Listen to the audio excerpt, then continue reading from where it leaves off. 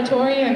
Technically, we're guests down here on Lower Campus, since they like us so much down here, we'd like to be able to be nice to them. Second of all, after the show, if you need something to drink, there's an after party, and on the back of your program, there's a map. If you don't know how to read the map, just follow the crowd. It's pretty easy. Other than that, thank you, enjoy the show, and hope you have a good evening.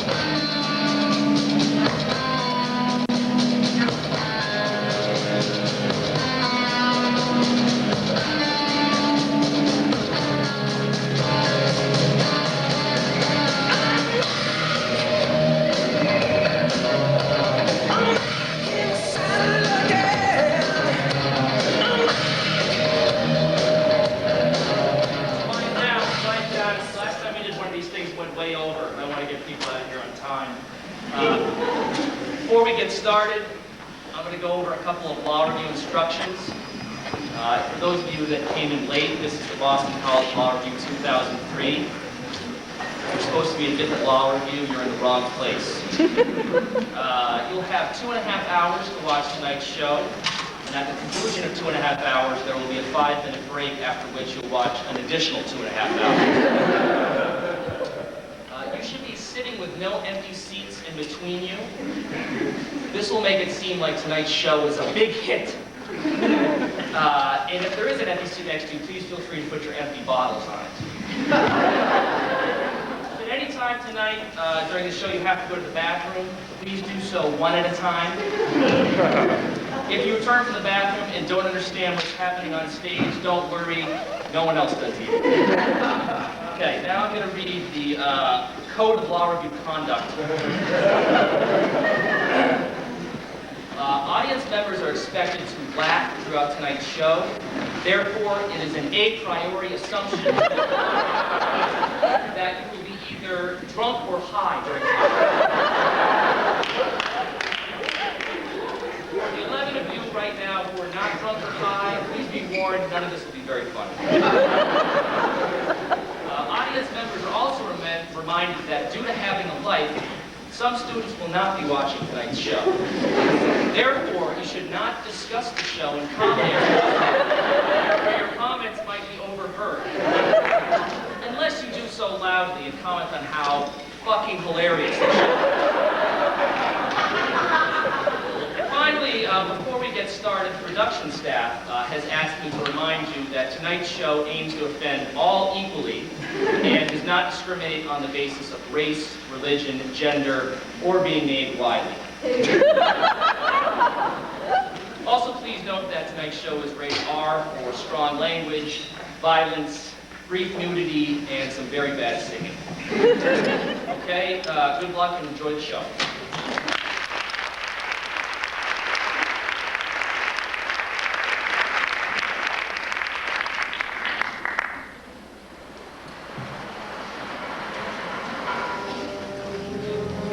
Long ago, in ancient times, a Dark Lord ruled at BC Law.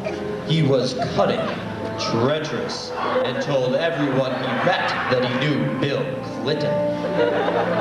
But this river was too busy across the river to tend to his duties as dean.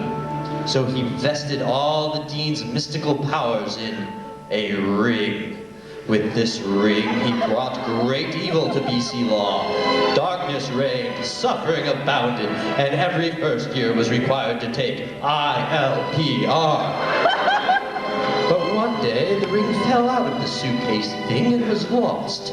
Semesters passed. A new and more evil dean appeared and vowed to find the ring. Terror spread through the land. Until one day, the ring came to be found in a chicken Caesar rat by the humblest, stupidest, most naive of law school creatures, a 1L. This one owl took the ring to the wisest being at BC, Father Edmund, who summoned representatives from each of the law school peoples. The 3 L's, the 2 L's, and from the faculty, Nora of Wiley, and Dean of Hashimoto.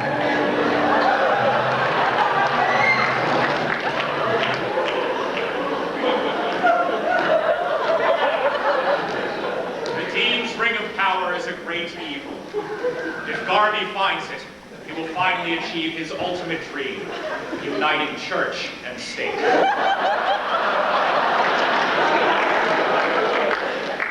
Together we must decide the fate of the ring. 3L, what do you think? What? What do you think? Sorry, I didn't read that case. What case?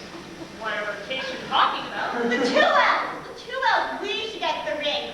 And we'll use it to get really good jobs with big firms and make lots of money, and then we'll all make partners. 2L, the ring has clouded your sense of reality.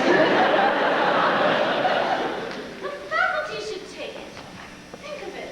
We could finally fix that hallway outside of room 115. Or we could re-carpet the fourth floor of Stewart. Over and over again. We could finally crack the top 20 in U.S. News and World Report. And I have the reality problem. I think what Nora is trying to say is that we can do a lot of cool things. Maybe put some extra outlets in return. The ring is too powerful, even for you, Nora of Wiley.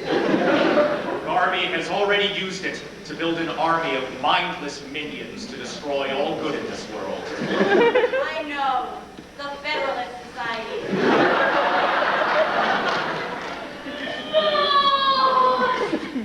My precious is alone. Trixie was lost to except from me. My precious. No. Law students must be friends. No!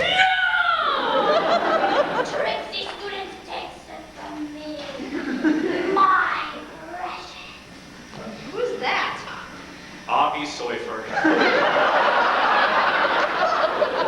He once wore the Ring of Power, but then he lost it and had to go to Hawaii.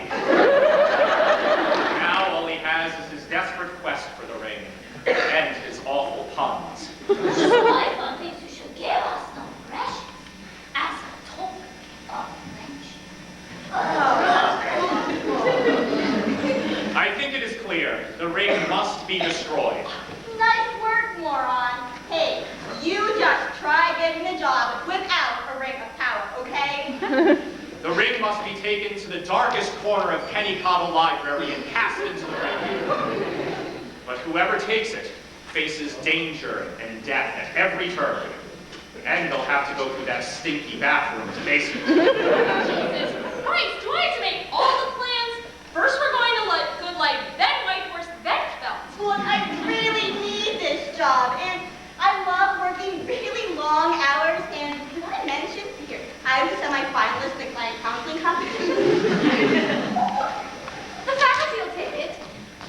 We've proven our skill and fortitude through our mastery of academic and administrative affairs. What? You think it's easy organizing Oktoberfest? It is definitely not easy putting out all those little bowls of potato chips. Yeah, faculty should take the ring, because BC has the best faculty around. You are a little goddamn pizzazz. I'll take the ring. Except I don't know the way to Kennicottle. Oh, I can show you.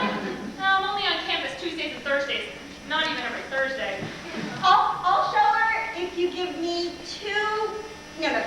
3 credits and a letter of recommendation. We shall all take you to Kennicottle. Oh, hey, could you drop me off at Cityside on the way? And harvest desserts. That's not easy either. It's settled then. We shall be known as the Fellowship of the Wing. The East Wing. What's the matter? It's my copy of the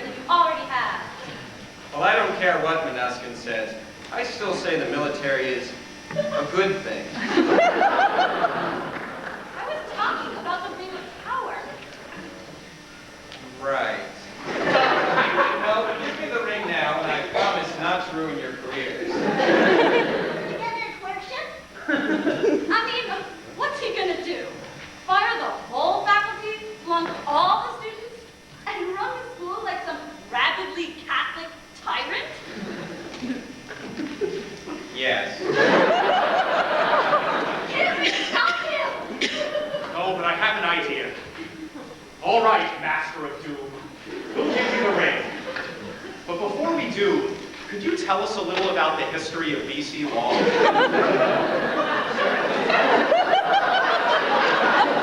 began in 1929 when Dennis Dooley first opened the doors to let Legion Street downtown Boston. The school houses 54 day students and 47 night students.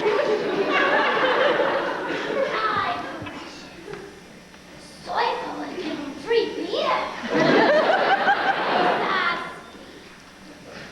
Makes him sleepy, and we'll take back the precious. My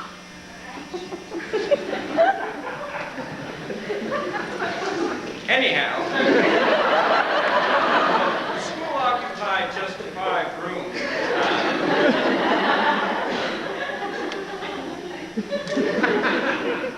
and I can't believe I fell for that again. Well, as Dean Dooley always said, live from Newton, it's Saturday night!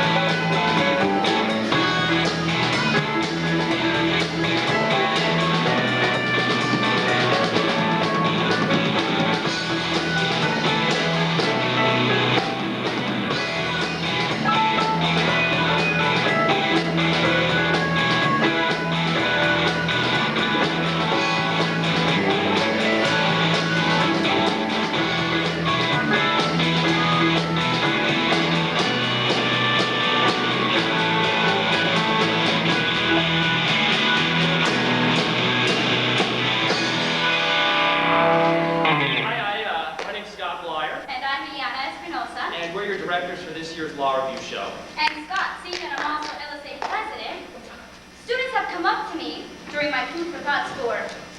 Some suggestions for the show. You know, yeah, it's cool. I've noticed there's a really good buzz going around the school about the show this year. Let's read some of them. What are Sure. they? Let me get the first one. It says, last year, I started watching the show when I was 20. And when I left the show, I was 60? Oh, I get it. 40 years of aging. You know, don't get discouraged.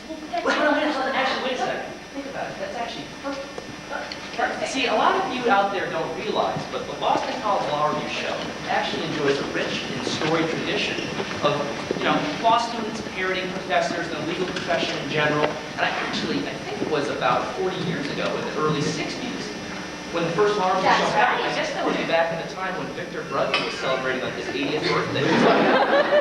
No, actually, when that first performance happened, the country was on the brink of war.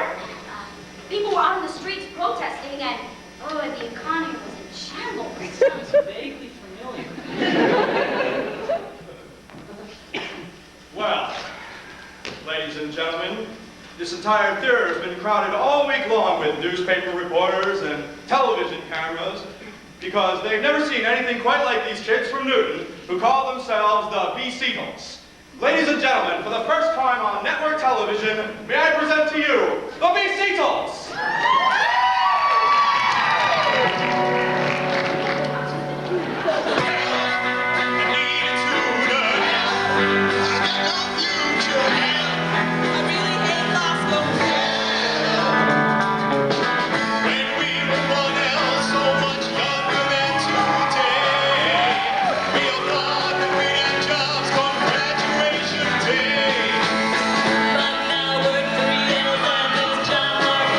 Oh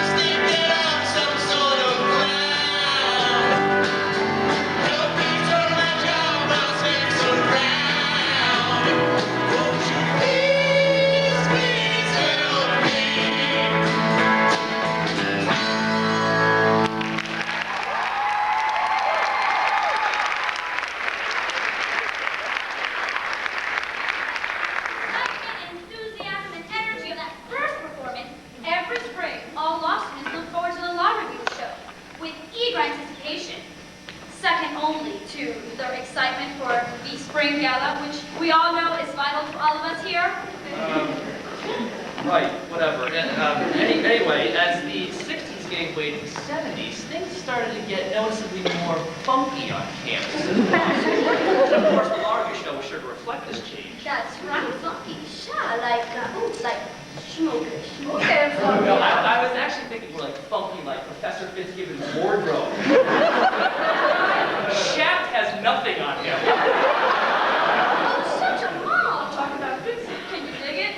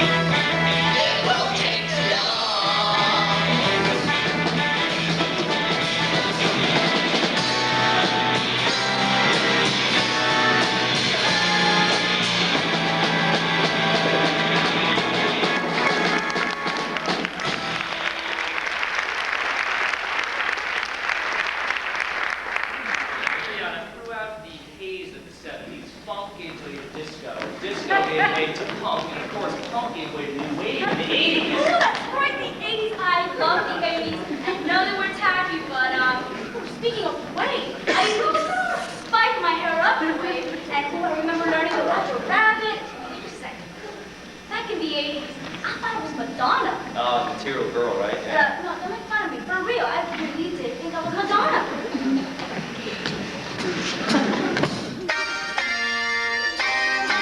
It's our chance. Retaliation.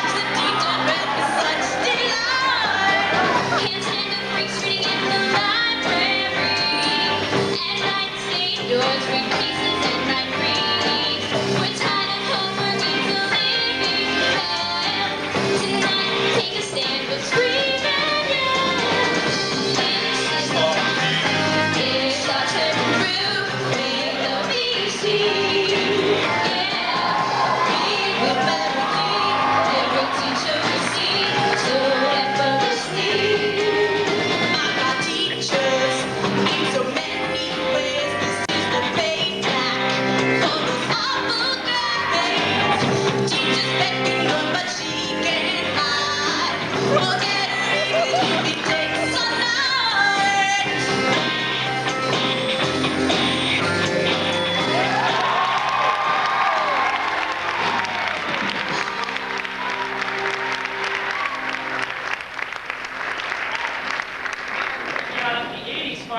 gave way to the 90s, and with the 1990s, Boston College Law School entered a newfound age of national prominence. Applications went through the roof, our rankings on US News soared, And and Kennicott Library was finally condemned. Interestingly enough, also, BC Law School in the 1990s had 3 different deans. that's right. In the, early 90s, we had Dean Dan Cocolette. Right, then we had Dean Avi Sawyer. Right, mid-90s, and then, in the late 90s, we introduced yet another dean to our hall, John Garvey. Dun, dun, dun.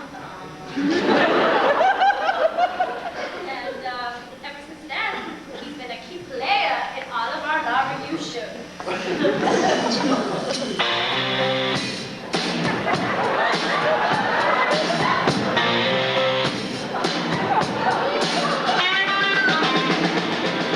Oh, Dean John Garvey, how was I supposed to know that you'd be sitting right there? Oh, Dean John Garvey, I wish that you'd let me run my fingers through your light hair. Show me how you want it to be.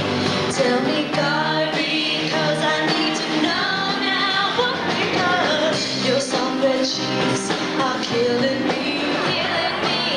Your voice makes me weak in the knees, in the knees. In your color class, I lose my mind all of the time. Hit me, Garvey, one more time. Oh, Dean John Garvey, the reason I breathe is you. Believe me, I'm not lying. Oh, Dean John Garvey, can't take my eyes off of you. I just can't keep from staring. Show me how you want it to be. Tell me, Garvey, 'cause I need to know now. Because your somber cheeks are killing me, killing me. Your voice makes me weak in the knees, in the knees. In your color class, I lose my mind all of the time. Hit me, Garvey, one more time.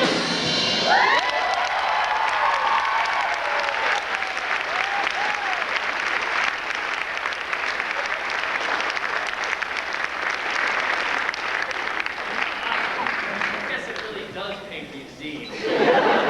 Membership certainly does have its privileges. I'll say.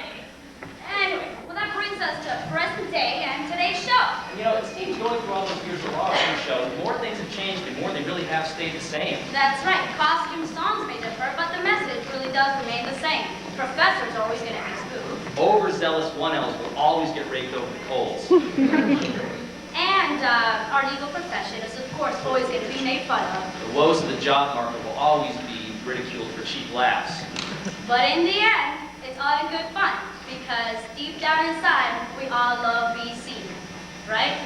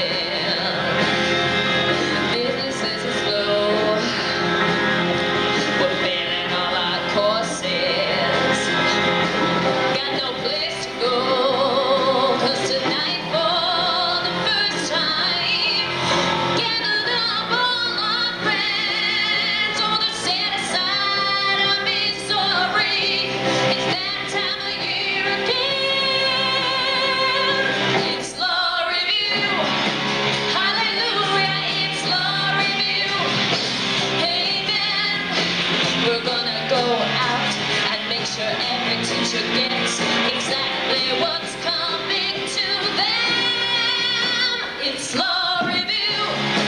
Hallelujah, it's Law Review.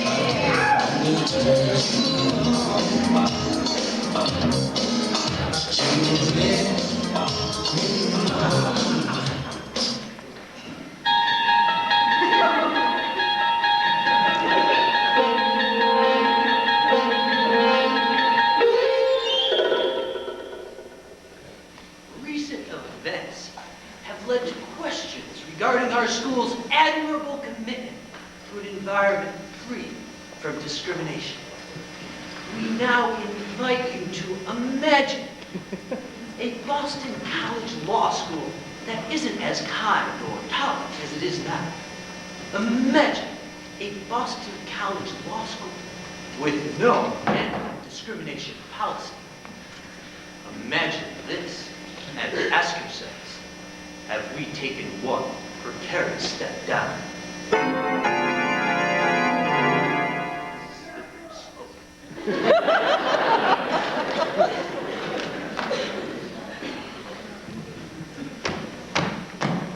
Solomon State! Solomon State! Solomon State! Solomon State! Solomon State! Solomon State! Solomon State! Solomon State! Solomon State! Boy, I sure have a lot of interviews today. Oh, me too. I've got 8. How many do you have? 9. I'm not going to class all day. Tell me about it. I think Broden's going to be lecturing to the back wall in evidence today. You know, I know it's not politically correct to say this, but I'm kind of glad BC did away with that old, outdated anti-discrimination policy. I feel like a whole new world of employment is opened up to me. Really? Check this out. At 9 o'clock, I've got an interview with the JAG Corps. At 10, Boy Scouts of America. At 11, the Aryan Nation Legal Defense Force. At 12, I've got an interview with Bob Jones Legal Department. Bob Jones University Legal Department. And at 1, it's the Nation of Islam. You got the Nation of Islam and the Aryan Nation on the same day? How you manage that? Lottery. Oh, I am so excited. Well, that's great, I guess, but doesn't it make you just a bit uneasy that you might be working for an organization with, well, such distasteful views? Didn't you learn anything in ILPR? It's our job to promote the client's interests, even if we're not comfortable with what he, she, or it believes. Remember that exercise we did the first day of ILPR?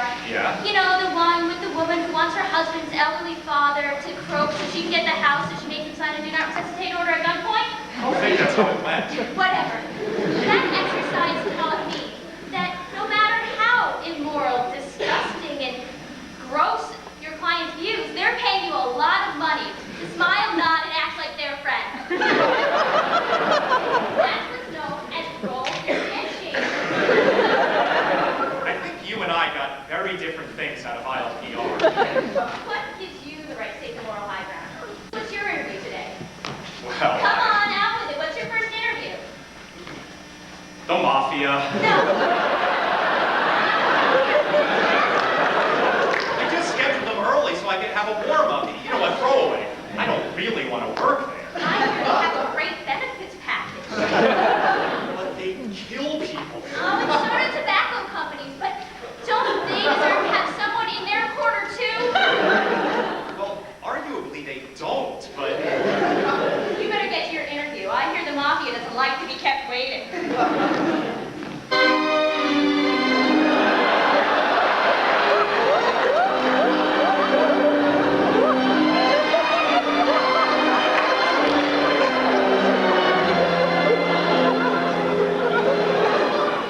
Mr. Scavini, I see you have arrived.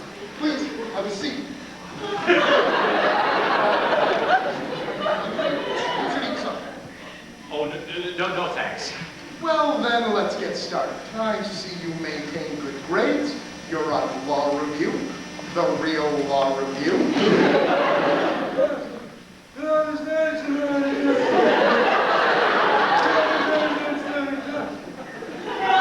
But Adele, I would like me to inform you that we see a large number of outstanding candidates each year. Regrettably, we cannot extend an offer of employment to each of them. What makes you think that you are mafia material? Well, I've got a killer attitude. No, wait, I didn't mean that.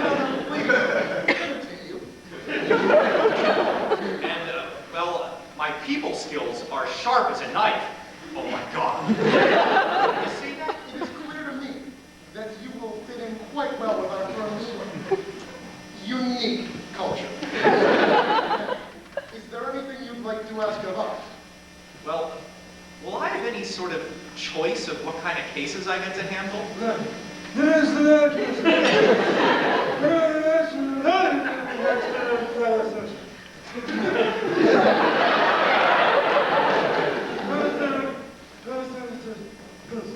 Dumb Bacchitelli thinks we've heard enough. We'd like to make you an offer you can't refuse. It's a little early in the recruitment process, don't you think? I mean, you guys are my first interview. Christopher, my boy, I don't think you understand. You are legally bound to accept our offer of employment. Did you not consult the employer information page so generously supplied to you through e-attorney?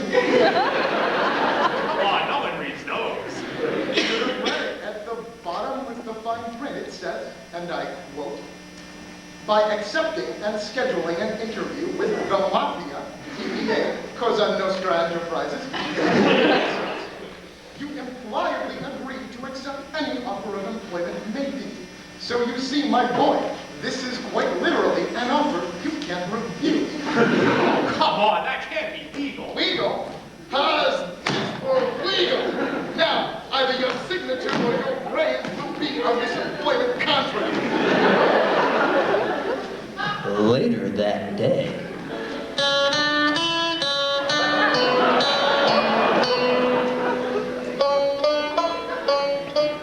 Now, you do understand, little missy. You take a job with the Aryan Nation Legal Defense Fund. You'll have to purchase enough white sheets to outfit yourself a whole week's wardrobe. Good. Now, we run a thriving summer associate program out of our Atlanta office. Our summer associates are encouraged to participate in a wide array of social activities, including, let's see, cross burnings, white pride marches, vigilante patrols. That sounds great. Of course, our associates are engaged in a wide variety of tasks, including judicial challenges to these oppressive hate crime laws and civil rights legislation. In fact, it was just last semester that one of our associates was instrumental in nearly reestablishing school segregation in the state of Missouri.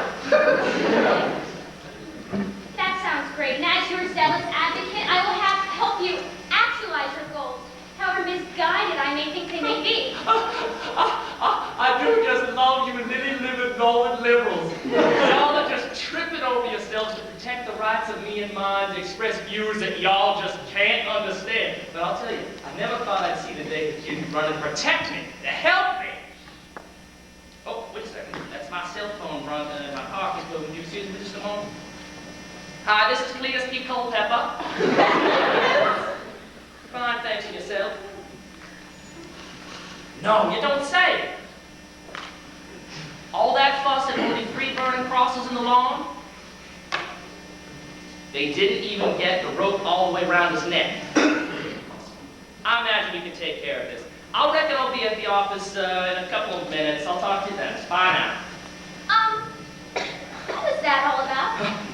Just a client of ours in Alabama running into a little bit of trouble.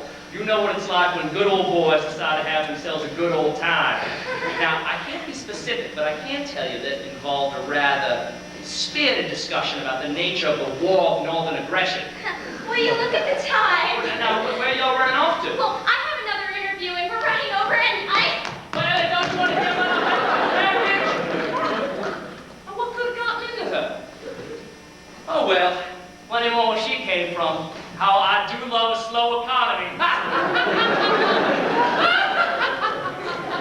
Oh, God.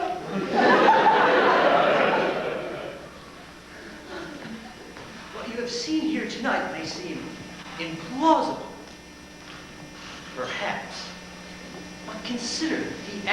school has taken, and ask yourselves, have we taken one precarious step down? Slippery slope.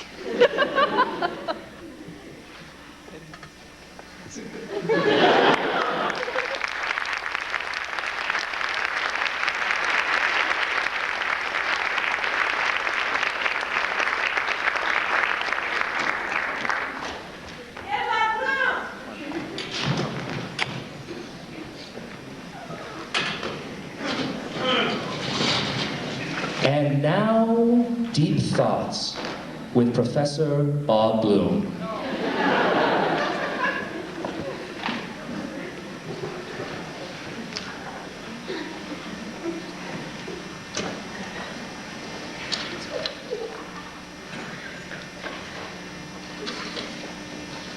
Sometimes I wonder why the BC email system is so slow.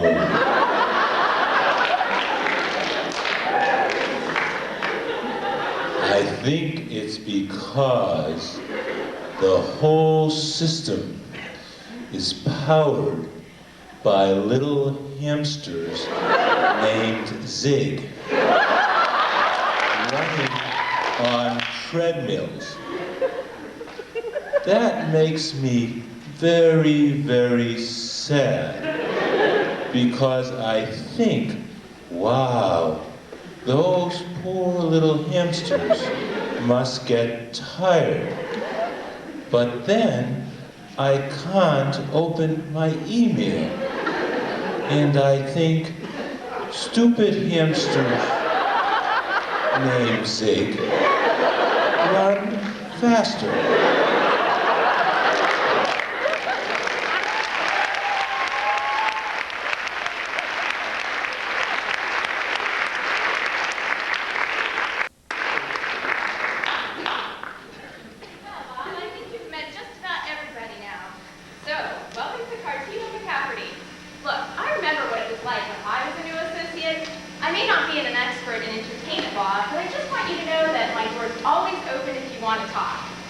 Hey, Melanie, I appreciate that.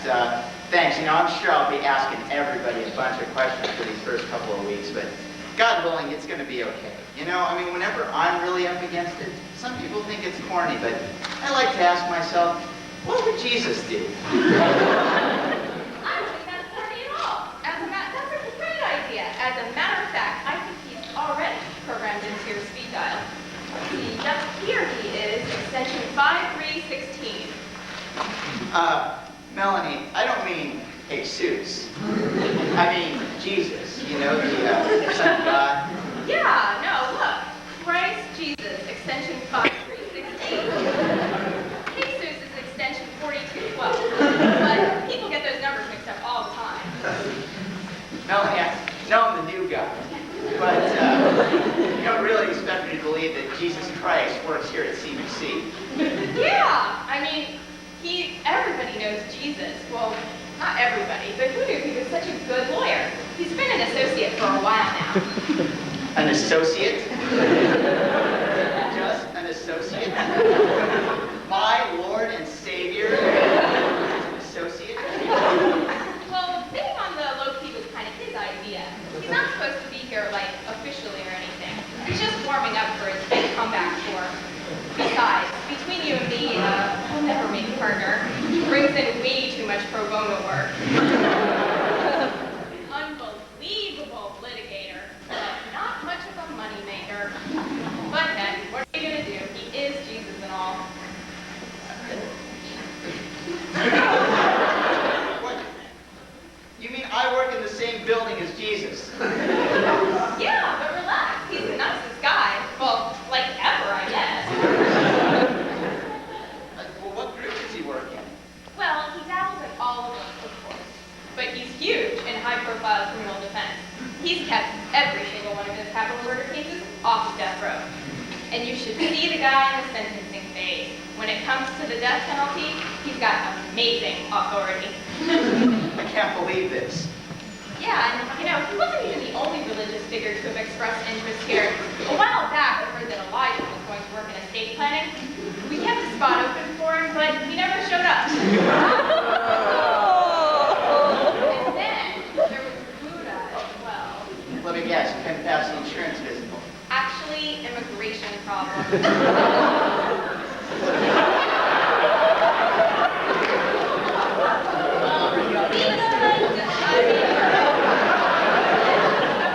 Introduce you to Mom, yeah, I know. Welcome to CMXC. Hey, Jesus. Well, we've all been looking forward to having you around.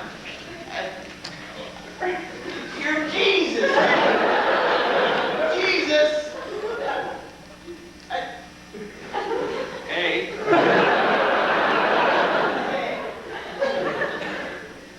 Dude. Dude, you're Jesus, man. Listen, I'm just here fulfilling the prophecies, Bob. If I had to, I'd do it all over again. Would you listen to this guy? That's our Jesus. Well, hey, I was just on my way to the docks to meet a client, but I'm glad we had this chance to say hello. Welcome aboard. Say, Bob, you don't happen to play softball, do you? We need a shortstop in the worst way. Actually, I'm not much of an athlete. I've had asthma since I was a kid, but... I knew that. I knew that.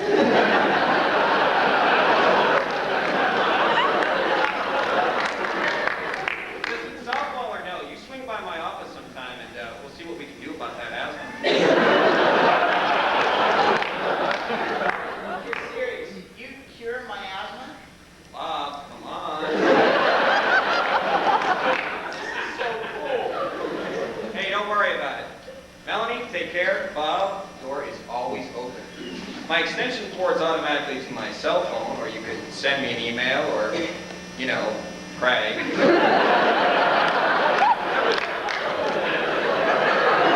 See you both at the meeting later? Definitely. Good deal. Take care.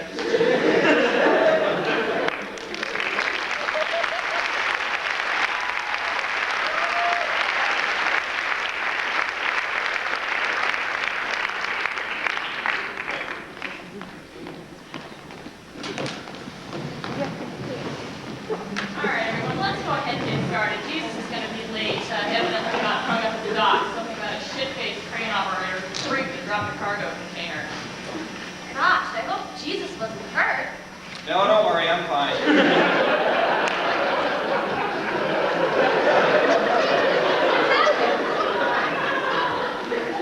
That operator saw me and fainted. He dropped a ton of car parts on the radio loop of the tugboat. When he came to, he said he saw me walking on the water. What were you doing on the water? I wasn't. I was on the dock and there was a big puddle. It's not the first time. Jesus, this is yet another reason why you need to get a new haircut. Yeah, I know. But the important thing is everything worked out okay. No one was hurt, and the operator promised to turn that alcoholism around. And we're defending the owners against any negligent hiring claims. Great job, Jesus.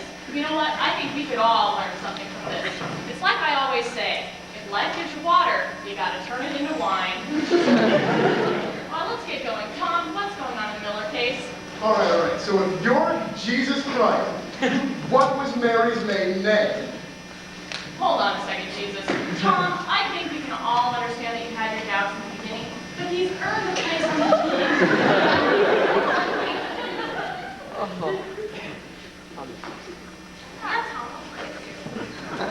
Yeah, Tom, before Jesus came, you were always in everybody's face, bugging us to go to church, passing out your little booklets, yelling at Jesus is coming. Jesus is coming. Promise keeper, for Christ's sake. Sorry, Jesus. No worries, Rachel. Tom, now that Jesus is here, you're the one who gives him the hardest time. What is up with that? You want to know what's up with that? I'll tell you what's up with that. Ever since he got here, it's always been, hey, Jesus, great brief, or hey, Jesus, can I get some help with my closing, or looking good, Jesus. She just saw Jesus jumpstart a car with his bare hands. Spent all that time in praise and worship just so that I could get sandbagged by my Savior. Come on, how do you compete against Jesus? She could bill more hours than Jesus. Oh, you're a key lime pie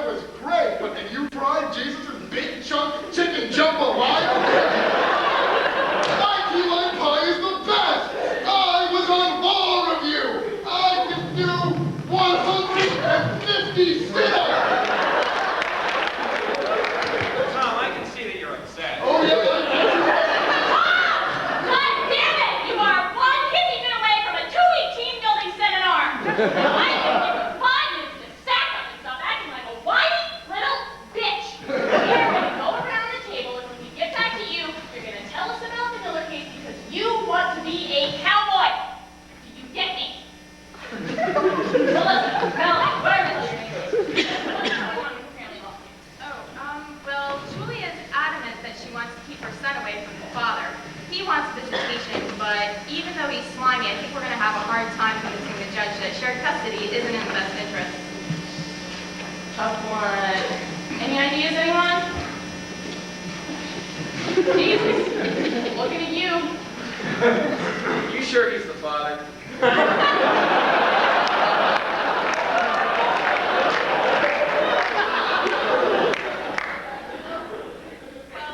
he's the only guy she was with, and she doesn't dispute that.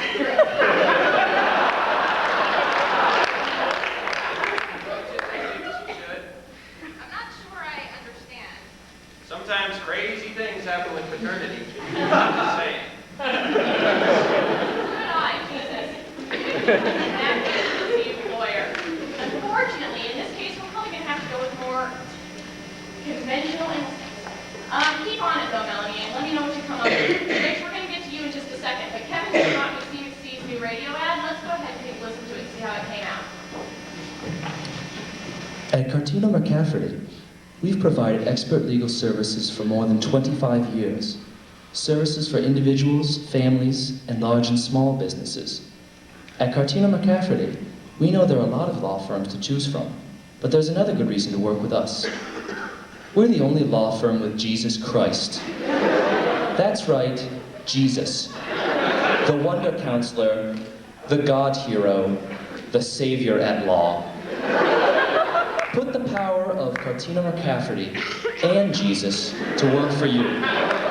Cartino McCafferty, if Jesus Christ is for you, who can be against you?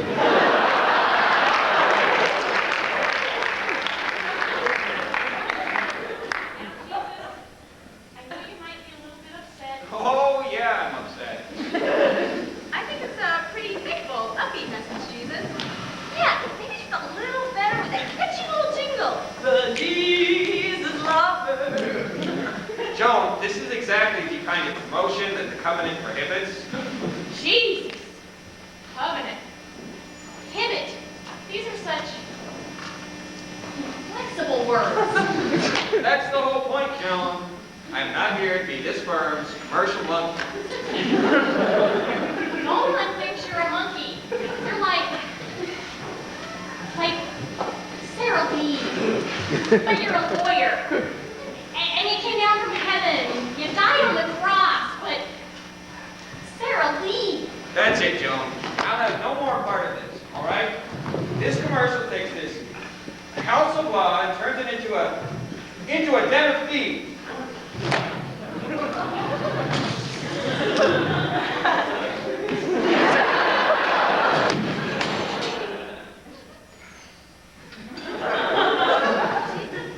Are you okay?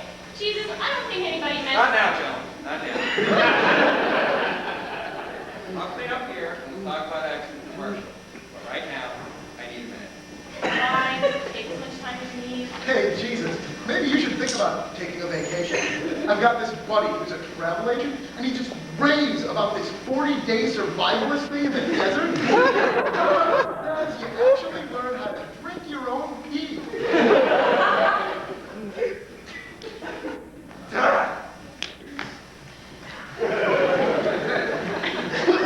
Yee, carry whip. Maybe one of us should go talk to him? Oh, let's not be too hasty now. The last thing he needs is for us to go all intervention on him. Maybe he's just not cut out for the rigor. Tom! Shut up! And go drink your own pee. That is my son, of whom I am pleased.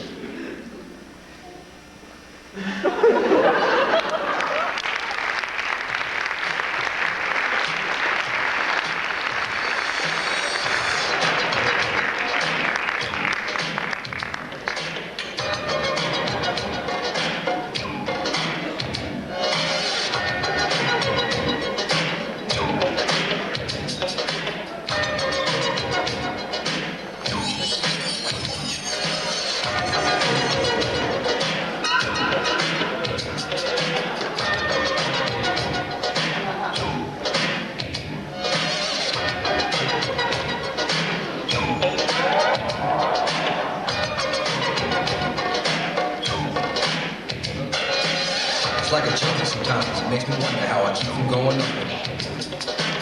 It's like a jungle sometimes. It makes me wonder how I keep from going under.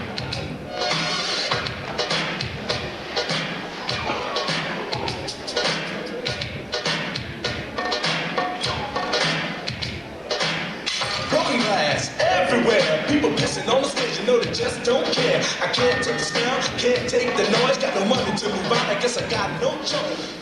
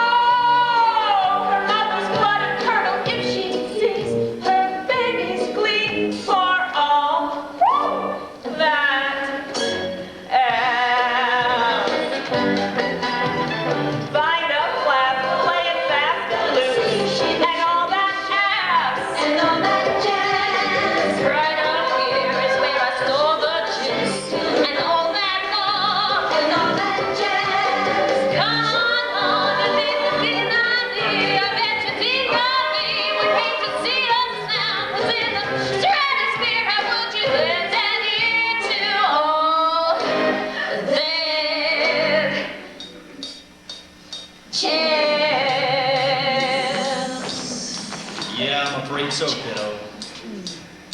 Yeah.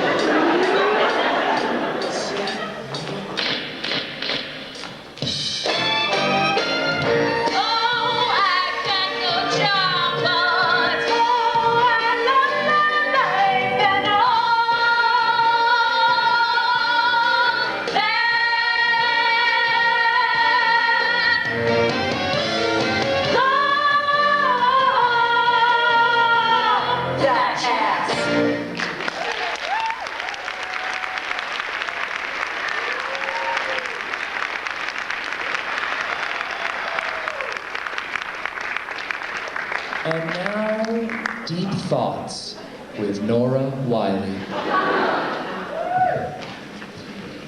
You know, it's good that the people who built BC Law didn't build it across the street, because then we'd be in the wrong place. And and there's a cemetery over there, and if they built it over there, like it'd be haunted. Do you think it's haunted?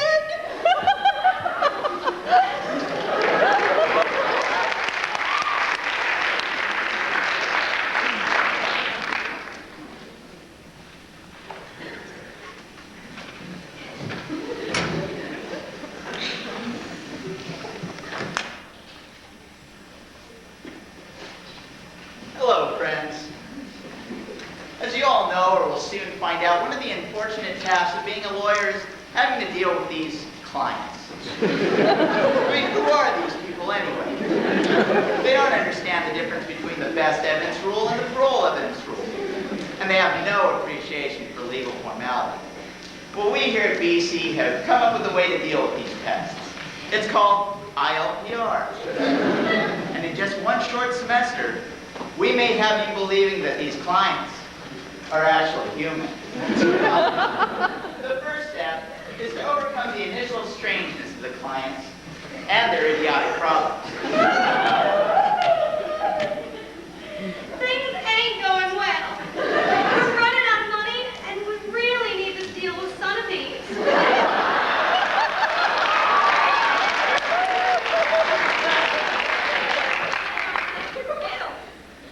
Yeah, what kind of world would it be without our ukuleles, our tambourines, and slow train?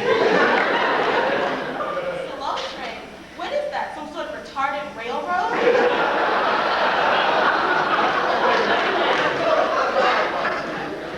We went to a top 25 law school, and you want us to give you advice about tamarines and fills and shit like that? In ILPR, using techniques like the soothing tones of Nora Wiley's voice, we breed acceptance of all individuals, even fiddle players, and shit like that. Let's see that again post-ILPR. Now, are you sure you don't want anything? Water? No, thank you.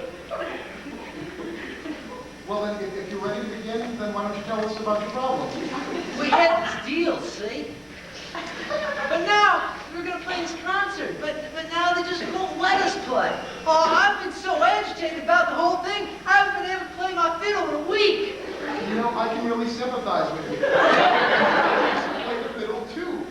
But the demands of my law practice forced me to give it up. I also used to play. I was quite the bongo player in my youth. Now, wasn't that better? You know, even if you can move past the initial strangeness of the clients, you'll still have to deal with the frustration of their inability to grasp even simple legal concepts. We had this deal, see? We had a contract, but then we didn't sign it and mail it back in time. Mail it back in time? What the hell is wrong with you? You know, you can't just go and do things at your own country funkin' speed. Offer and acceptance. This is first-year contract, people. Hello!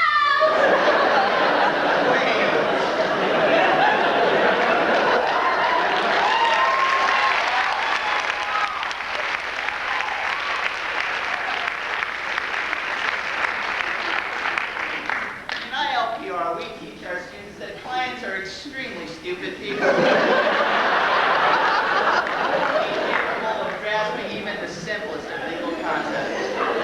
Professor Judy McMorrow explains that having a client understand the legal principle is like asking a 5-year-old to understand advanced astrophysics. So let's look at that again as our attorneys keep in mind 5-year-old, rocket science. We had this deal, see? We had this contract, but then we didn't mail it and sign it back in time. It was hard to understand, you see. Of course it was. Contracts are difficult to understand. They have fine print. I mean, who are these science people anyway? They know you're not legally trained. How are you supposed to understand things like signing?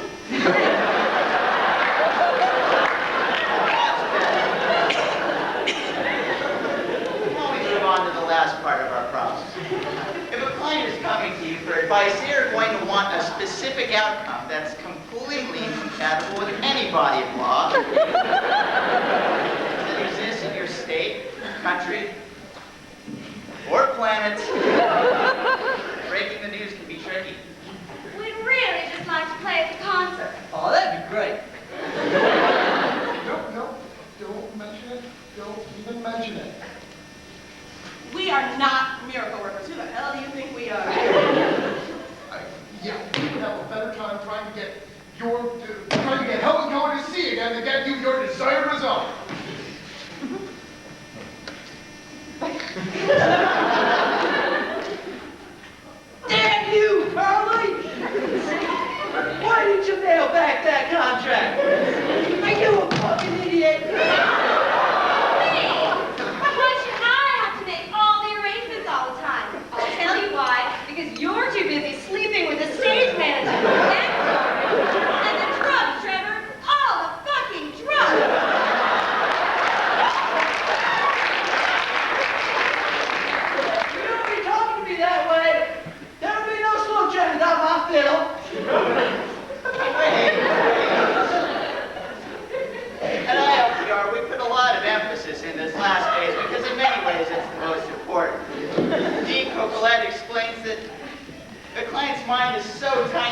weak that they're incapable of responding to bad news in a mature, professional manner. I mean, really, let's think about it. Would you want white trash a-fighting and a-wrestling?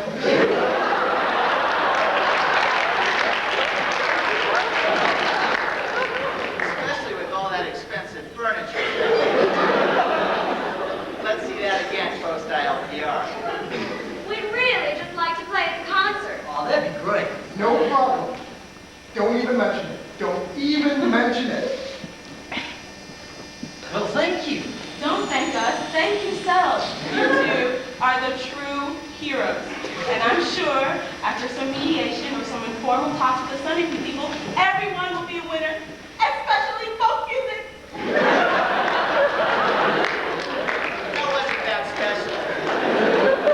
Now that our presentation is concluded, I'd like you to ask yourselves, would you rather live in a world without ILPR? I don't think so. Thank you. Sign up now.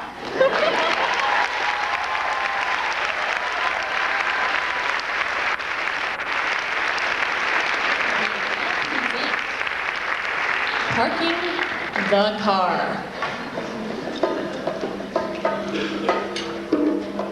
Where the hell are we? Where's the school? I told you that you should have gotten here before 7.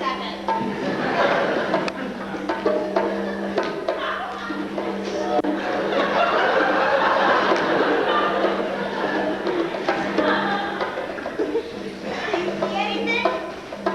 Nothing.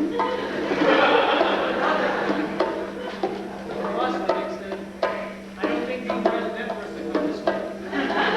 If only there weren't such harsh penalties for parking those ELS spots. There, on the horizon, the crumbling ruins of Kennicott. Great work. Now we just have to get past these dry, wild freshmen and we're all free. Come on. This has been Parking the Car.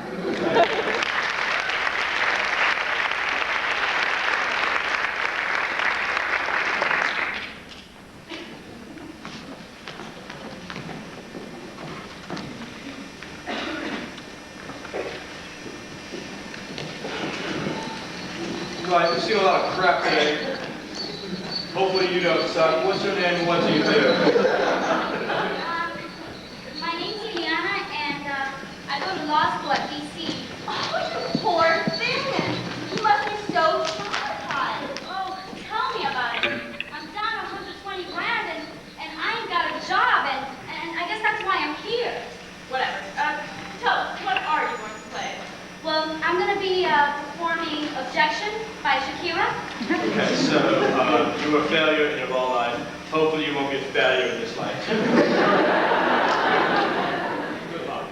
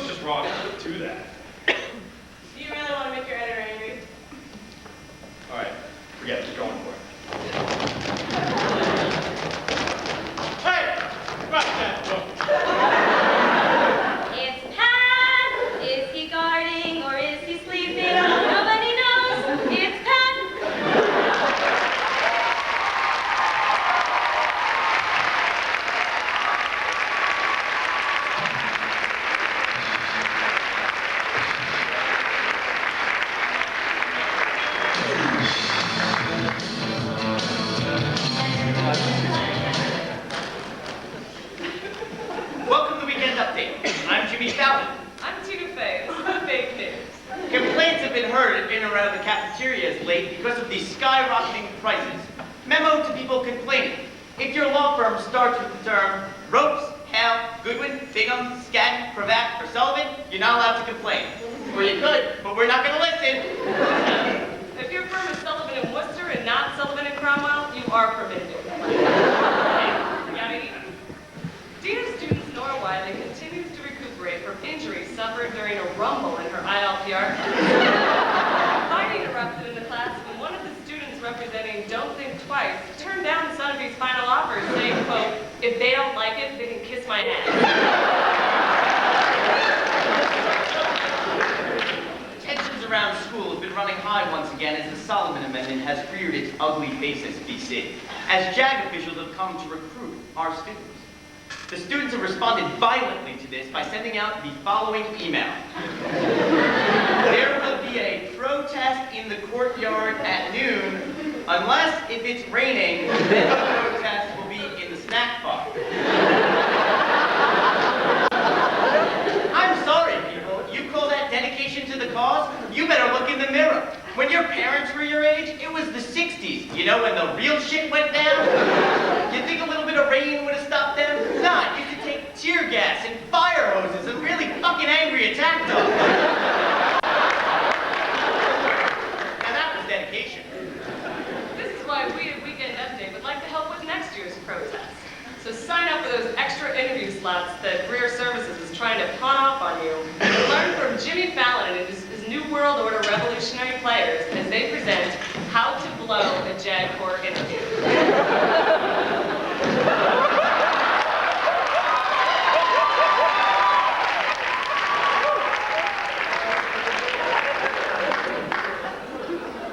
Now, why would you like to be in the United States JAG Corps? Women in combat! But with a lawyer, Have you right? ever killed a man? Have you ever felt his soul in his body? Next! Sir, according as ordered, sir. Son, now why do you want to be in the United States JAG Corps? Sir, I don't know shit from syphilis about law, but I can march like a motherfucker.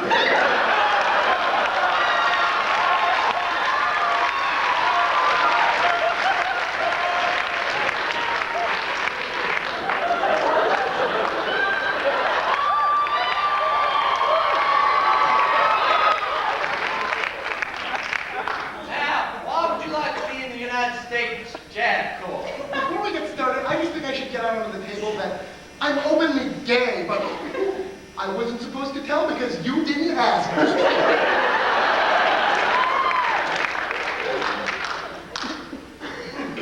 Why do you want to be in the United States JAG Corps? Well, I thought it was the best way to use my legal education to serve my country. Son, congratulations! You're the best responder I've seen all day. Welcome to the United States JAG Corps. Well, that's cause for celebration.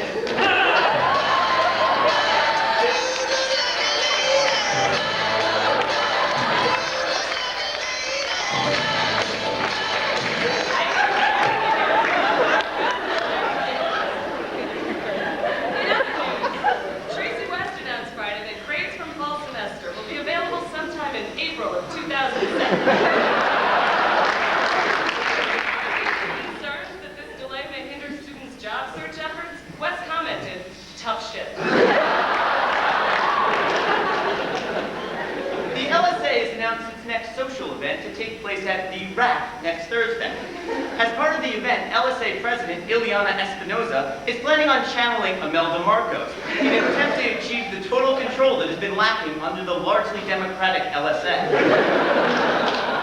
The oppression begins at 7:15, followed by the spilling of the blood of the insurrectionists at 8:30. Everyone will receive 2 drink tickets. This just in. None of the Law Review directors are in this skit. Jimmy? Jimmy's in a state of shock. This past week, Testa Hurwitz, Palmer and Dodge, Sullivan and Lister, and Mix Levin announced more layoffs of young attorneys. The scare has sent a chill through many local law schools, whose students fear immediate unemployment and no way to pay off those student loans.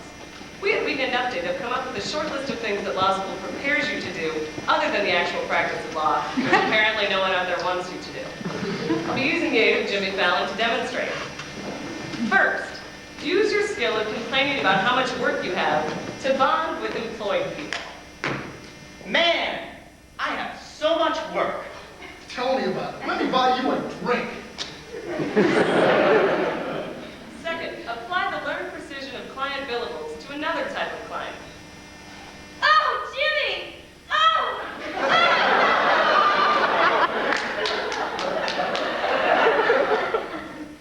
Jimmy, that was great. You're a little short. No, $100 an hour, 3 hours. Well, actually it was 3 hours and 2 minutes, which rounds to 7 minutes, which rounds up to 15 minutes, give me another $50. Third, in front of a large group of people, pretend that you're smarter than everyone else around you, even though you and everyone else knows that you are not. You see, Professor Beckman, what makes me so angry about Roe v. Wade is it just I feel inside that I'm so angry about it. We've not figured out how this will get you anywhere outside of law school, or even in law school for that matter. Jimmy, you managed to secure a job in these trying times. How did you do it? Well, I had sex with the Director of Career Services, Mara Sabine. And Kimberly Gardner, and Leslie the Secretary, that BC undergrad that works there part-time. And last but definitely not least, Carolyn Wall. And Carolyn, if you're out there, let me just say, you're a tiger.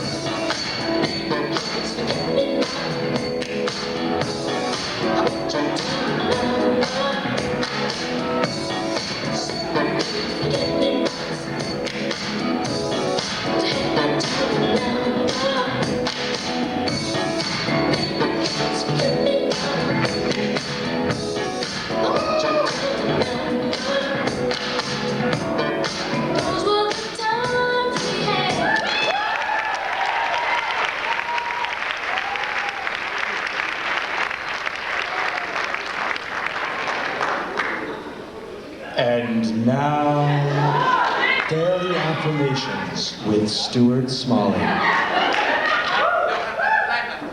me introduce my last guest. He knows firsthand the challenges of running a major law school and doing it with a smile. Please welcome Dean John Garvey.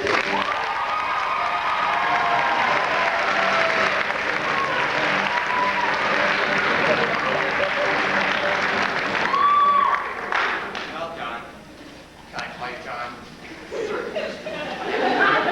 Well, John, let's get right to it. The job of being a law school dean can be a living hell, but that doesn't seem to get you down. What's your secret? I really enjoy being a dean, Stuart. I have a wonderful job and I love doing it. John.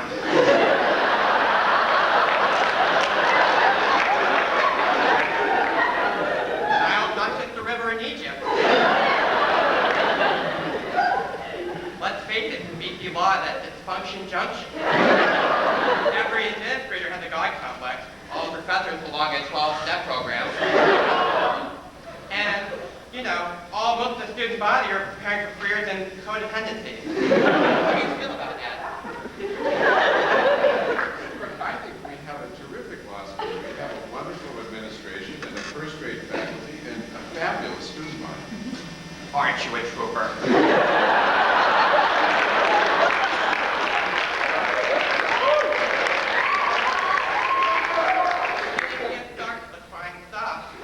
Sometimes you just have to trace it, face it, and the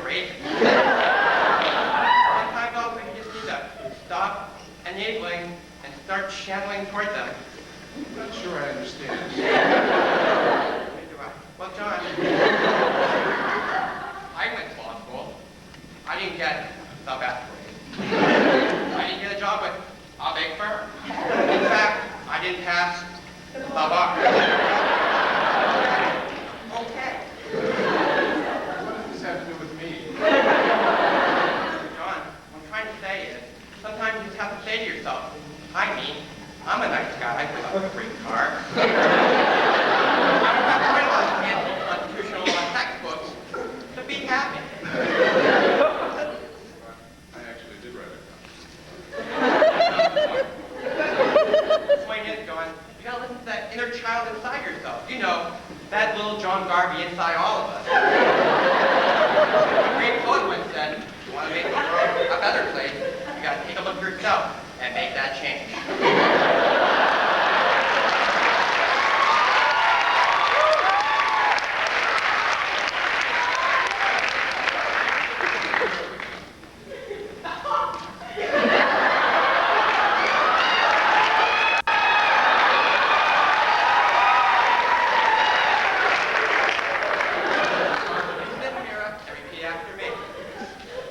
I don't have to be the best team ever. I don't have to write a lot of important articles. Okay, if my students still don't know what Lochner is. Okay, if my students still don't know what Lochner is. I just have to be the best John Garvey I can be. I just have to be the best judge.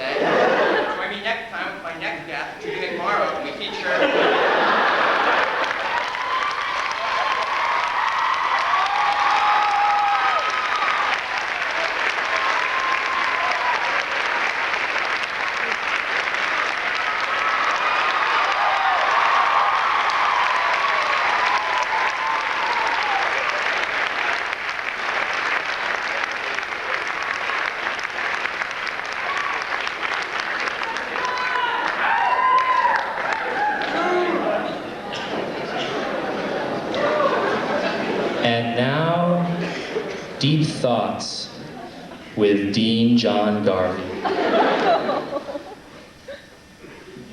If I had a nickel for every old Latin and common law phrase in my case books that I don't understand, I could probably afford to buy a dictionary to look them all up. Then again, if I had the money, I'd probably just buy some beer.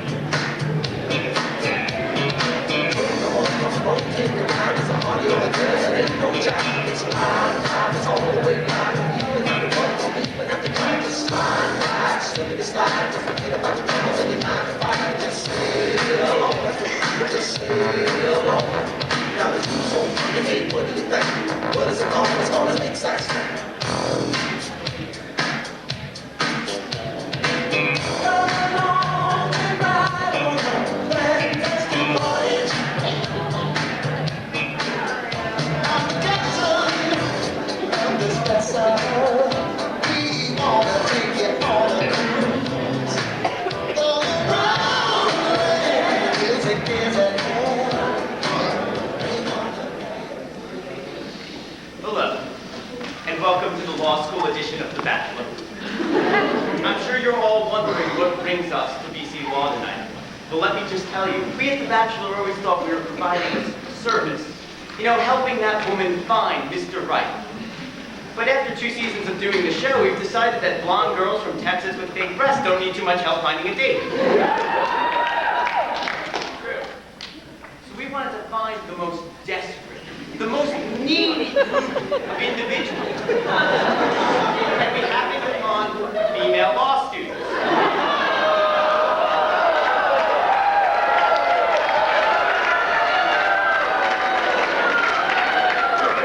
Now, ladies, we're doing this for you. See, scientific studies show 99% of all male law students are dorky. Only 1 out of 100 of them to be dating. Well, today we're going to try to even those odds out for you. All right, enough with this. Let's get right to it with meeting tonight's contestant. He was the top scorer on all your preliminary surveys, and let me just say, I think he's one handsome fellow. Professor Michael Cassidy!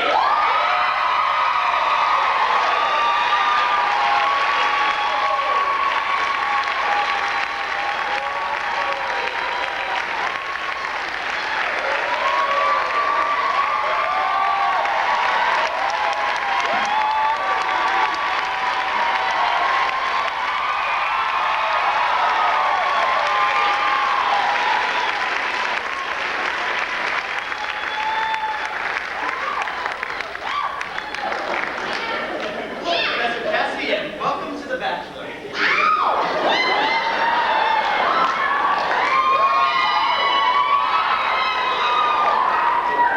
It's been a big mistake. I'm happily married.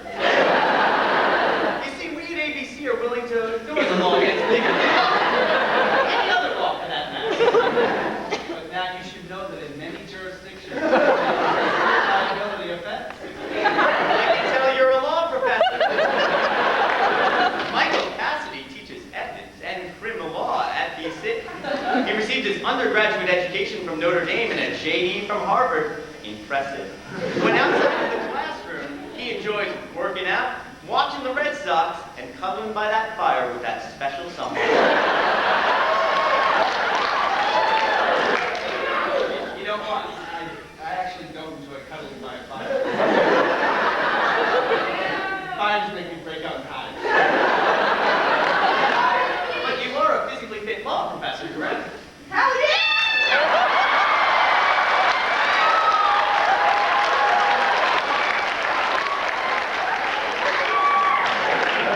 I'm physically fit for a law professor.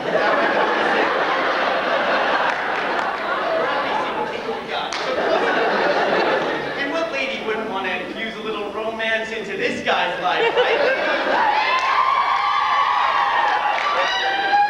Ladies, you've got a big decision to make tonight. Are you getting nervous? I'm hoping my wife doesn't watch television. Now, you've had a lot of time to spend with each of these women individually. Who is going to be Michael Cassidy's future wife?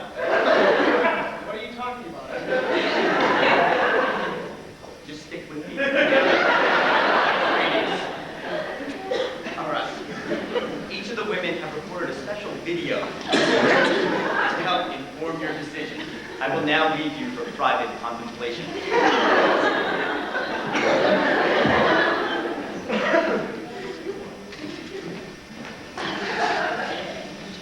Oh, Professor Cassidy, I know we haven't known each other long. When I look into your eyes, I see love.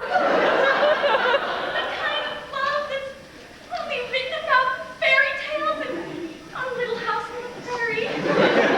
Oh, and when I look into your eyes, I see our future together. With a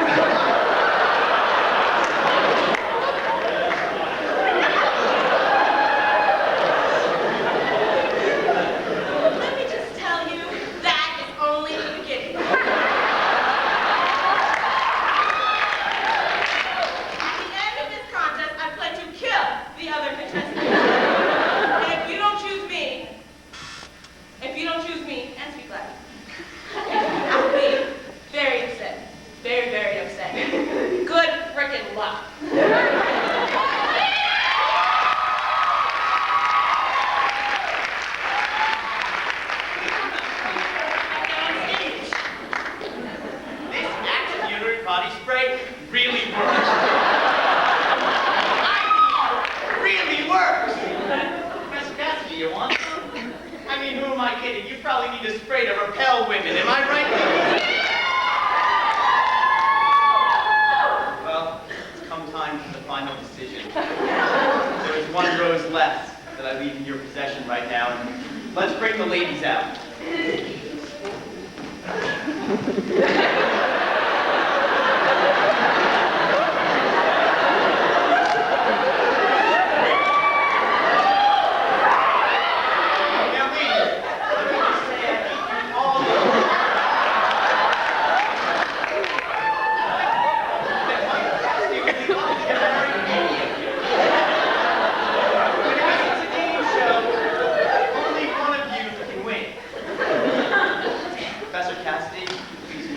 Final decisions. Now, can I ask for a little help from the audience? Sure.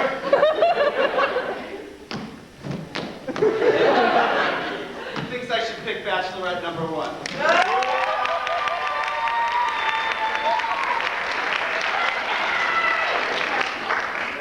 She seems sweet and everything, but she loves the Midwest so much, it's clear she hasn't spent much time in South Bend.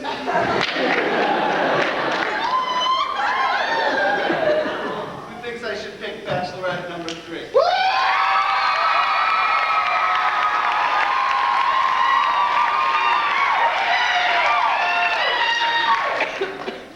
got the right attitude, but might be a better attitude for a restraining order. Bachelorette number 2.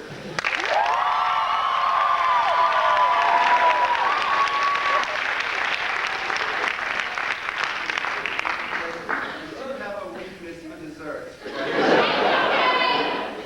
I guess can't do this. I can't. This flower is going to go to my wife, Mary Beth, so thank you very much.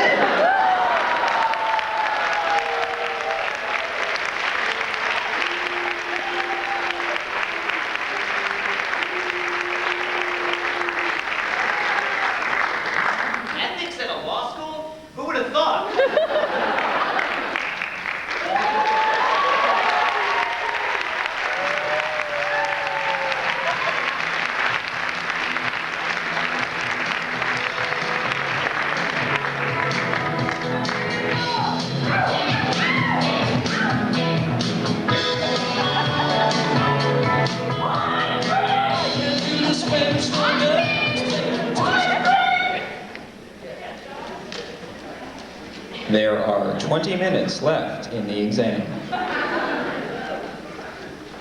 There are 10 minutes left in the exam. There are 5 minutes left in the exam. There is 1 minute left in the exam. That's it, time's up.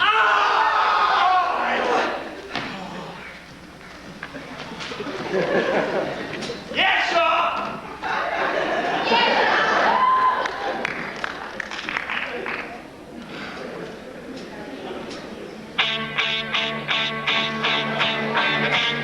Look,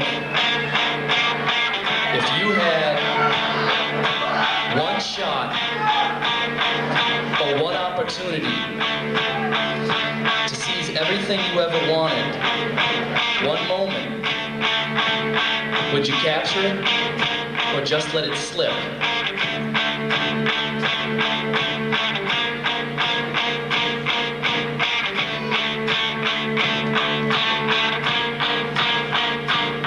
His palms are sweaty, knees weak, arms are heavy. There's vomit on his sweater already. Mom's spaghetti, he's nervous, but on the surface he looks calm and ready to pass exams. But he keeps on forgetting what he wrote down. The whole class goes so loud, he moves his pen, but the words won't come out. He's choking, how? Everybody's joking now. The clock's run out, time's up, over, blow. Snap back to reality, oh, there goes gravity. Oh, there goes Robert, he choked. He's so mad, but he won't give up that easy. No, he won't have it. He knows his Gilbert's in his notes. It don't matter what he wrote. He knows that there's no hope. He's so freaked that he knows. He goes back to his mobile home. That's when it's back to the books again, yo. All this lost shit. He better go capture this moment and hope it don't pass him. Lose yourself in the blue book. The moment you own it, you better never let it go. You only chance to pass. This opportunity comes once in a lifetime. You better lose yourself in the blue book. The moment you own it, you better never let it go. You only get one shot. Do not miss your chance to pass. This opportunity comes once in a lifetime. You better no more games. Gotta work to get good grades. Got my notes in the nose books every night and day. I was slacking for a semester. The mood's all changed. I've been up late every night. My mind's in daze, but I'm still trying, even though I'm so tired. Best believe nobody's grades will be higher. All my stress inside amplified by the fact that I can't get by working 9 to 5, and I can't provide the right type of life for my family. Cause man, these goddamn food stamps don't buy diapers, and it's not easy. There's so many questions. This is my life, and these times are so hard. It's getting even harder. Trying to read and write my briefs. Plus, see dishonor caught up between being a father and a prima donna. Baby mama drama screaming on it. Too much for me to want to stay in one spot. So I drink a lot. It's gotten me to the point I'm like a snail. I've got to formulate a plot to get a job that pays a lot. Success is my only motherfucking option. Failure's not. Guys, I love you, but it's time for me to go. I cannot waste time and sail the slot. So here I go, is my shot. Rain fail me not, cause maybe the only opportunity that I got. You better lose yourself in the blue book. Own it the moment. You better never let it go. You only get one shot. Not miss your chance to blow. This opportunity comes once in a lifetime. You better lose yourself in the blue book. You own it the moment. You better never let it go. You only get one shot. Do not miss your chance to blow. This opportunity comes once in a lifetime. You better. You can do anything you put your mind to.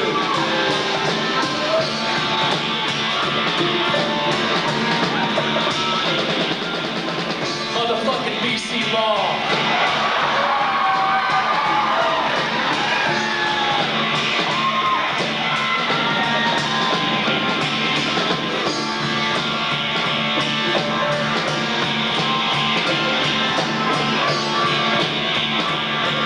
For shizzle, my hizzo.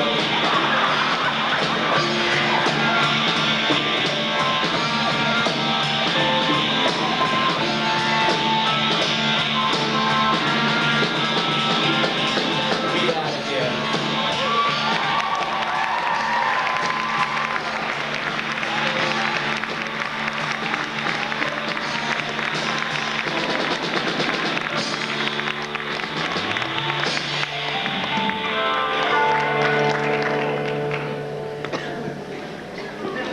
We now present soup, sandwich, and a small dinner salad. Hi. Hi, that's 2904. Sorry, forgot to weigh your salad. Okay, that comes to 3634. Well, do you need to call financial aid or something? No. Wait a minute, are you sure you rang that up right? How much is the soup? $9. $9? Hey, that is good soup. That is real cafeteria made raw. Well, okay, fine, but how much is the sandwich? $11 with the pickle, 10 without. It's $1 for the pickle? And 50 cents for the plate that it all comes on. Well, I'm not going to take all this. I'll just have the soup. $10. $10? I thought you said the soup was $9. Only if you also buy the sandwich and the garden salad. Well, shit. This has been buying soup, sandwich, and a small dinner salad.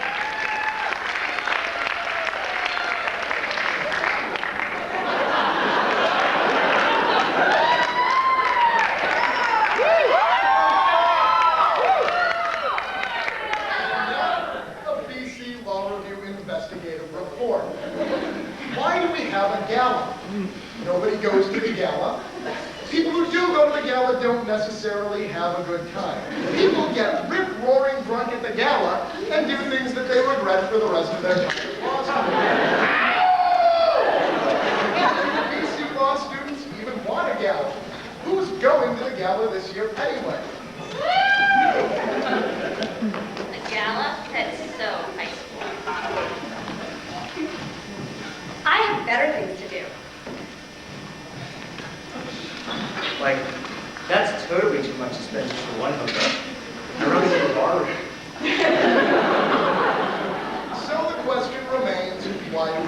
gala. And I would posit a question in return.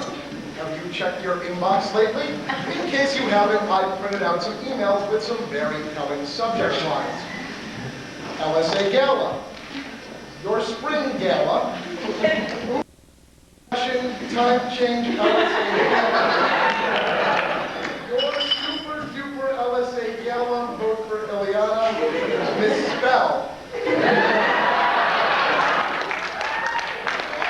Safe to say that we can sum up the reason for having a gala this year in 2 words.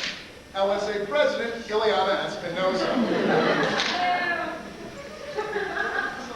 Vote for Ileana, get a banana. Sweet, don't be silly, vote for Illy. Many people think that Ileana has shown a hunger for the LSA limelight previously exhibited by no prior LSA president. Many people question Ileana and her policies. Clearly, planning a gala in the face of such overwhelming student apathy requires great ambition. But what happens when ambition spirals wildly out of control? Ileana, my arms hurt. I put the sign down. Shut up, you wimps crybaby. Keep holding the sign. Sorry. What? No, what? Break my cupcake. Ileana, if I could have a moment of your time. Sure. I would just like to ask a couple of questions of you. Ileana, you brought the LSA government to the people. But the question that's on everyone's mind is, gala, why? Because I believe we need to bring our diverse student body together. Because BC Law School has a really diverse student. By dancing as one loud body can get to true community spirit. BC Live! And neither are they. Well, what are you implying? Certainly you don't think I have anything to gain by doing this. Just draw your attention. Well, what about it? Ileana, do you enjoy your public exposure? Oh, but I would never expose myself in public.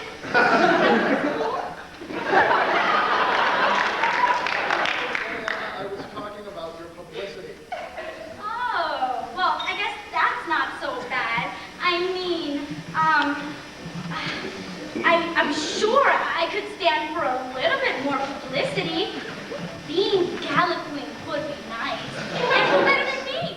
But Ileana, the gala doesn't even have a queen. Well, they should. Proms have queens, don't they? And, I also think I should be known by first name, like Madonna or Shakira. Picture, Ileana. And I also think that this picture is so nice. I mean, wouldn't it be great if, like, my picture were every single one of these pages? Maybe not such a big picture, but just those little tiny one on the that I should have every elected position on the MSA. President Ileana, Secretary Ileana, Vice President Ileana, Treasurer Ileana, Senator Ileana, Chief Justice Ileana, UN Secretary General Ileana. No, seriously, I was getting freaked out. But I think I learned something today. I learned that a little tiny bit of power can make people get really, really weird. I also learned that while it takes a caring, nurturing community to raise a law student, it only takes one law student's boundless ambition to plan a gala.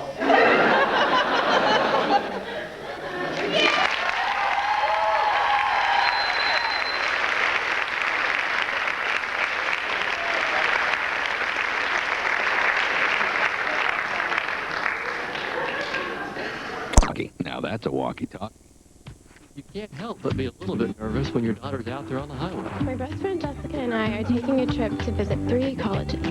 All you can really do is make sure the car is in good shape and then have confidence in the daughter that you've raised. Before we left on our trip, my dad and I took the car to Walmart for new tires and stuff. She's got new Goodyear tires and a new EverStart battery, so her mom and I feel pretty good about it. It's my first time to be on a trip without my parents, and it's going to be a lot of fun. It's her first time to be on a trip without us, and it's no fun at all. To all those dads who choose the minivan over the sports car, the vacation in Orlando over Antigua, chicken fingers over chicken cordon bleu. Here's a Father's Day reminder. Those days are numbered. Retirement savings from AIG. Retirement Loans Insurance. AIG. We know money. Now you can help manage your diabetes anytime, anywhere with Glucerna. Delicious bars and shakes that are clinically proven to help manage glucose levels. Try Glucerna. It's time for a taste of freedom.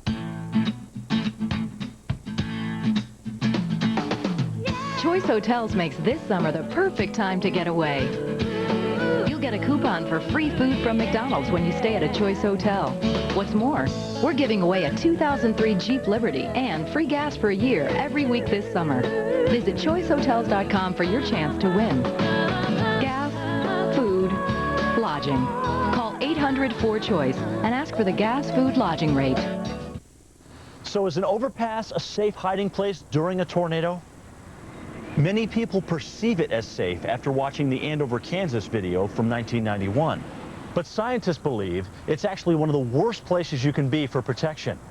Research shows that winds can accelerate underneath a bridge, creating a giant wind tunnel of deadly debris. For Storm Stories, I'm meteorologist Jim Cantori. Your local forecast is next. And straight ahead on the Weather Channel Evening Edition, strong storms are erupting in the Plain States. Several large tornadoes have been spotted tonight around O'Neill, Nebraska. And this nasty weather will make a beeline for Chicago, St. Louis, Indianapolis, and other Midwestern cities. We'll have the details in your 7-day forecast with the Evening Edition team next.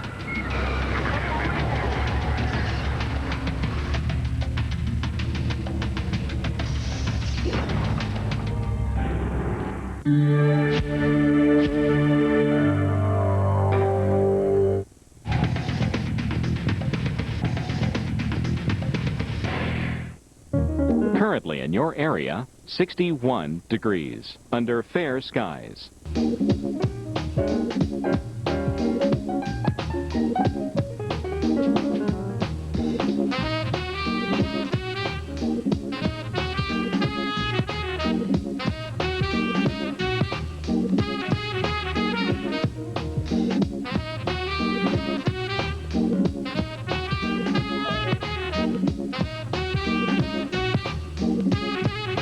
Your extended forecast.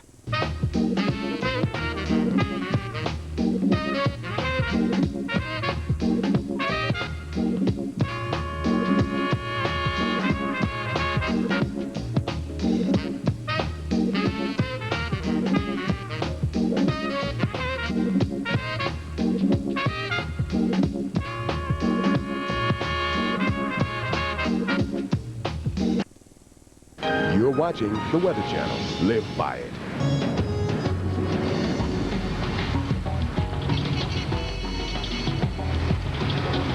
Live, you're watching the Weather Channel, Evening Edition.